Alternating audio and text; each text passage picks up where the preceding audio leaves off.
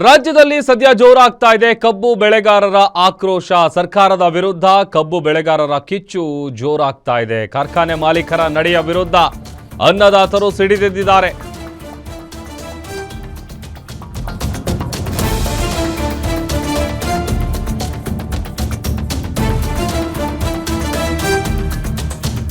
ಕಾರ್ಖಾನೆ ಮಾಲೀಕರ ನಡೆಯ ವಿರುದ್ಧ ಅನ್ನದಾತರು ಆಕ್ರೋಶ ಹೊರಹಾಕ್ತಾ ಇದ್ದಾರೆ. 3,500 ರೂಪಾಯಿ ದರ ಪಡೆದೇ ತೀರುವ ಹಠಕ್ಕೆ ಬಿದ್ದಿದ್ದಾರೆ ಮುಧೋಳ ಭಾಗದ ರೈತರು.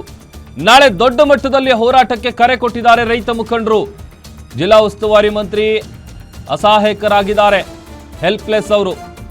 ಸರ್ಕಾರ ನಿಗದಿ ಮಾಡಿದ ಬೆಲೆ ನಮಗೆ ಒಪ್ಕೊಳ್ಳೋದಕ್ಕಾಗಲ್ಲ. ಬೆಲೆ ನಿಗದಿ ಮಾಡದಿದ್ರೆ ಹೋರಾಟವನ್ನು ನಾವು ತೀವ್ರಗೊಳಿಸ್ತೀವಿ ಅನ್ನುವಂಥ ಎಚ್ಚರಿಕೆಯನ್ನು ಕೂಡ ರೈತರು ಕೊಟ್ಟಿದ್ದಾರೆ. ಮುಧೋಳದಲ್ಲಿ ನಾಳೆ ಎಲ್ಲ ಸರ್ಕಾರಿ ಕಚೇರಿಗಳು ಬಂದ್ಗೆ ಕರೆಯನ್ನ ಕೊಡಲಾಗಿದೆ.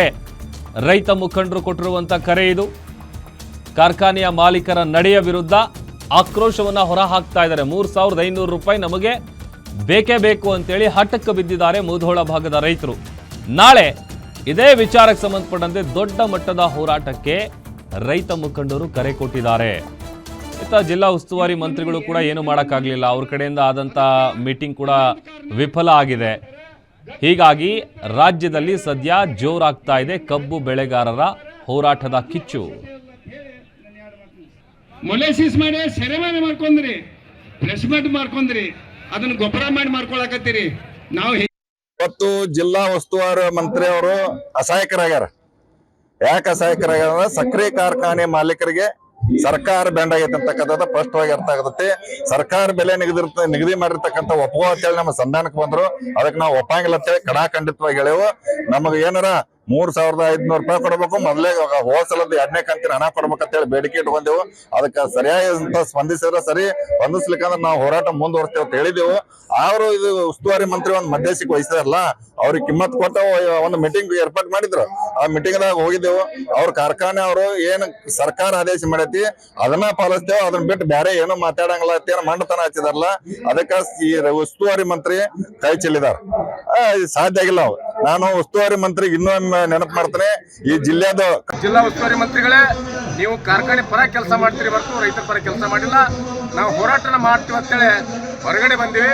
ಈಗ ಹೋರಾಟ ನಾಳಿನ ದಿನ 10 ಗಂಟೆಗೆ ಎಲ್ಲ ಹಳ್ಳಿಯಿಂದ ಸಾವಿರಾರು ಸಂಖ್ಯೆ ಒಳಗೆ ಸಂಖ್ಯೆ ರೈತರು ಸೇರ್ತೀವಿ. ಇಲ್ಲಿಂದ ತಹಸೀಲ್ದಾರ್ ಆಫೀಸರಿಗೆ ಹೋಗಿ ಇಡೀ ಗೌರ್ಮೆಂಟ್ ಆಫೀಸನ್ನ ಎಲ್ಲ ಬಂದ್ ಹಾಕವು. ಇಡೀ ಮುಧೋಳ ಸಿಟಿ ಜನ ಎಲ್ಲ ಅಲ್ಲಿ ಅಂಗಡಿಗಳು ಬಂದಾಗುದಿಲ್ಲ. ಅಂಗಡಿಯ ಮಾಲೀಕರುಗಳು ನಮಗೆಲ್ಲ ಹೋರಾಟಕ್ಕೆ ಸಪೋರ್ಟ್ ಕೊಡ್ತಾರೆ. ಅಲ್ಲಿ ರ್ಯಾಲಿಯನ್ನ ದೊಡ್ಡ ಪ್ರಮಾಣ ರ್ಯಾಲಿಯನ್ನ ಮಾಡ್ತೀವಿ. ಈ ಹೋರಾಟ ಮುಂದುವರಿತೈತಿ. ನಾವು ಈ ವರ್ಷದ ಮೊದಲೇ ಕಂತಿನ 3,500 ರೂಪಾಯಿ ತಗೊಳ್ಳೋವರೆಗೆ ಹೋದ ವರ್ಷದಿಂದ 2ನೇ ಕಂತಿನ 500 ರೂಪಾಯಿ 2ನೇ ಕಂತಿನಿಂದ ಕೊಡ್ಬೇಕಂತೇಳಿ ನಾವು ಹೋರಾಟ ಮಾಡಾಕತ್ತೀವಿ. ಅದನ್ನು ಮುಂದುವರಿಸತಕ್ಕ ಹೋರಾಟ ನಿಲ್ಲುವುದಿಲ್ಲ ಅಂತೇಳಿ ನಾವು ಕರೆಯನ್ನು ಕೊಡ್ತೀವಿ ಎಲ್ಲ ರೈತರು. ಅಶೋಕ್ ನಮ್ಮ ಪ್ರತಿನಿಧಿ ವಿಚಾರಕ್ಕೆ ಸಂಬಂಧಪಟ್ಟಂತೆ ಹೆಚ್ಚಿನ ಡೀಟೇಲ್ಸ್ನ ಕೊಡ್ತಾರೆ. ಅಶೋಕ್, ಸದ್ಯ ರಾಜ್ಯದಲ್ಲಿ ಕಬ್ಬು ಬೆಳೆಗಾರರ ಆಕ್ರೋಶದ ಕಟ್ಟೆ ಒಡೆದಿದೆ. ಈತ ಸಕ್ಕರೆ ಕಾರ್ಖಾನೆ ಮಾಲೀಕರು 3,500 ಕೊಡೋದಕ್ಕೆ ರೆಡಿ ಇಲ್ಲ. ಇವರು ಕೂಡ ಹಠ ಬಿಡೋಂಗೆ ಕಾಣ್ತಾ ಇಲ್ಲ. ನಾಳೆ ದೊಡ್ಡ ಮಟ್ಟದಲ್ಲಿ ಹೋರಾಟಕ್ಕೆ ಕರೆ ಕೊಟ್ಟಿದ್ದಾರಲ್ಲ, ಏನು ಕತೆ? ಪ್ರಭು, ನಿಜಕ್ಕೂ ಇದು ನಾ ಕೊಡೆ ನೀ ಬಿಡೆ ಎಂಬ ಒಂದು ಏನು ನಡೆ ಅಂತ ಆಗಿರುವಂತದ್ದು ಮುಧೋಳ ತಾಲೂಕಿನ ರೈತರು ಮತ್ತೆ ಕಾರ್ಖಾನೆ ಮಾಲೀಕರ ನಡುವೆ ಇನ್ನೂವರೆಗೂ ಅದು ಯಾವುದೇ ರೀತಿಯ ಸಂಧಾನಕ್ಕೆ ದಾರಿ ಮಾಡಿಕೊಟ್ಟಿಲ್ಲ. ಯಾಕಂದ್ರೆ ಸರ್ಕಾರ ಈಗಾಗಲೇ ರಿಕವರಿ ಆಧಾರಿತ ದರವನ್ನ 3,300 ಆಗಿ ನಿಗದಿ ಮಾಡಿರುವಂತದ್ದು. ಆ ದರಕ್ಕೆ ಬೇರೆ ಬೇರೆ ಭಾಗದಲ್ಲಿ ರೈತರು ಒಪ್ಪಿಗೆ ಸೂಚಿಸಿ ಏನು ಪ್ರತಿಭಟನೆ ಕೈ ಬಿಟ್ಟಿದ್ದಾರೆ. ಆದ್ರೆ ಮುಧೋಳ ಭಾಗದಲ್ಲಿ ಏನು ಮುಧೋಳ ರೈತರು ಏನಿದ್ದಾರೆ ಅವರು 3,500 ನಮ್ಗೇನ್ ದರ ಇದೆ ಆ 3,500 ದರ ಕೊಡ್ಲೇಬೇಕು ಎಂಬ ಹಠಕ್ಕೆ ಬಿದ್ದಿರುವಂತದ್ದು. ಬಾಗಲಕೋಟೆಯ 13 ಕಾರ್ಖಾನೆಗಳ ಪೈಕಿ ಇವತ್ತು ಜಿಲ್ಲಾಧಿಕಾರಿಗಳ ಸಮ್ಮುಖದಲ್ಲಿ ಸಭೆ ನಡೆಸಿದ್ರು, ಚರ್ಚೆ ಮಾಡಿದ್ರು. ಅವರು ಸರ್ಕಾರ ನಿಗದಿ ಮಾಡಿದಂತ ಏನು ರಿಕವರಿ ಆಧಾರಿತ ದರವನ್ನ ನಾವು ಕೊಡ್ತೀವಿ ಅನ್ನೋ ಏನು ಮಾತುಗಳನ್ನ ಹೇಳಿದ್ರು. ಆದ್ರೆ ಈ ರೈತರ ಬೇಡಿಕೆ ಏನಿದೆ ಆ ಬೇಡಿಕೆಗೆ ನಮ್ಮ ಒಪ್ಪಿಗೆ ಇಲ್ಲ ಅನ್ನೋ ಕಡಾಖಂಡಿತವಾಗಿ ಅಲ್ಲಿ ನಿರಾಕರಿಸಿದ್ರು. ಹೀಗಾಗಿ ನಂತರ ಏನು ಸಾಯಂಕಾಲದ ವೇಳೆಗೆ ಉಸ್ತುವಾರಿ ಸಚಿವ ತಿಮ್ಮಾಪುರ ನೇತೃತ್ವದಲ್ಲೂ ಕೂಡ ಸಕ್ಕರೆ ಕಾರ್ಖಾನೆ ಮಾಲೀಕರು ಆಗಿರ್ಬೋದು ಮತ್ತೆ ರೈತರ ನಡುವೆ ಸಂಧಾನಕ್ಕೆ ಪ್ರಯತ್ನ ಪಟ್ಟರು ಕೂಡ ಯಾವುದೇ ಕೂಡ ಸಫಲ ಕಾಣಲಿಲ್ಲ, ವಿಫಲವಾಗಿರುವಂತದ್ದು.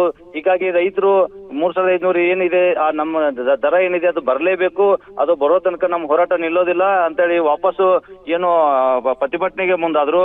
ಆ ಪ್ರತಿಭಟನೆ ಸಂದರ್ಭದಲ್ಲಿ ಅವ್ರು ಈಗಾಗಲೇ ರೈತರು ನಿರ್ಧಾರ ಮಾಡಿರುವಂತದ್ದು ನಾಳೆ ಬೆಳಗ್ಗೆ 10 ಗಂಟೆಗೆ ಮುಧೋಳ ನಗರದಲ್ಲಿರುವಂತಹ ಎಲ್ಲ ಸರ್ಕಾರಿ ಕಚೇರಿಗಳನ್ನ ಬಂದ್ ಮಾಡ್ತೀವಿ, ಮತ್ತೆ ಅಂಗಡಿ ಮುಂಗಟ್ಟುಗಳು ಏನಿದೆ ಅದು ಬಂದ್ ಮಾಡದೇನೆ ನಮಗೆ ಬೆಂಬಲ ಸೂಚಿಸಬೇಕು ಅನ್ನೋ ಒಂದು ಮಾತುಗಳನ್ನು ಕೂಡ ರೈತ ಮುಖಂಡರಾದಂತ ಏನು ರಾಜ್ಯ ರೈತ ಸಂಘದ ಜಿಲ್ಲಾಧ್ಯಕ್ಷ ಬಸವಂತಪ್ಪ ಕಾಂಬ್ಳೆ ಆಗಿರ್ಬೋದು, ಮತ್ತೆ ಸ್ಥಳೀಯ ರೈತ ಮುಖಂಡರಾಗಿರುವಂತ ಈರಪ್ಪ ಹಂಚಿನ ಆಗಿರ್ಬೋದು, ಇನ್ನಿತರ ಮುಖಂಡರು ಈಗಾಗಲೇ ಏನಿದೆ 3,500 ಏನು ಬೆಲೆ ಇದೆ ನಮ್ಗೆ ಬರ್ಲೇಬೇಕು, ಹಿಂದಿನ ಬಾಕಿ ಬಿಲ್ ಕೂಡ ನಮ್ಗೆ ಸಂದಾಯ ಆಗ್ಬೇಕು ಅನ್ನೋ ಹಠಕ್ಕೆ ಬಿದ್ದು ಅದು ಪಡೆಯೋ ತನಕ ಏನು ಸಕ್ಕರೆ ಕಾರ್ಖಾನೆ ಆರಂಭಿಸಬಾರದು. ಒಂದ್ ವೇಳೆ ಏನ್ ಸಕ್ಕರೆ ಕಾರ್ಖಾನೆಗೆ ಯಾರಾದ್ರೂ ಕಬ್ಬು ಕಟಾವು ಮಾಡಿ ಕಳಿಸೋದಾದ್ರೆ ಅಂತ ಸಂದರ್ಭದಲ್ಲಿ ನಡೆಯುವಂತಹ ಅವಘಡಗಳಿಗೆ ನೇರವಾಗಿ ಜಿಲ್ಲಾಡಳಿತ ಮತ್ತು ಸಕ್ಕರೆ ಏನು ಅಬಕಾರಿ ಸಚಿವರಿದ್ದಾರೆ, ಜಿಲ್ಲಾ ಉಸ್ತುವಾರಿ ಸಚಿವರಿದ್ದಾರೆ, ಅವರೇ ನೇರವಾಗಿ ಹೊಣೆಗಾರಾಗ್ತಾರೆ. ಹೀಗಾಗಿ ಇನ್ನೂ ಒಂದ್ಸರಿ ಅವರು ಏನು ರೈತ ಮುಖಂಡರು ಹೇಳ್ತಿರುವಂತದ್ದು, ಉಸ್ತುವಾರಿ ಸಚಿವರು ಇನ್ನೊಂದು ಬಾರಿ ಕಾರ್ಖಾನೆ ಮಾಲೀಕರನ್ನ ಕರೆದ್ಬಿಟ್ಟು ಅವ್ರನ್ನ ಸಂಧಾನಕ್ಕೆ ಒಪ್ಪಿಸಬೇಕು, ಇಲ್ಲದೆ ಮುಂದಿನ ದಿನಗಳಲ್ಲಿ ನಡೆಯುವಂತಹ ಎಲ್ಲ ಅವಘಡಗಳಿಗೂ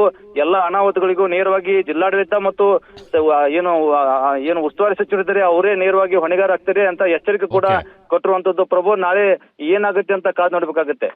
ಓಕೆ, ಥ್ಯಾಂಕ್ ಯು ಅಶೋಕ್.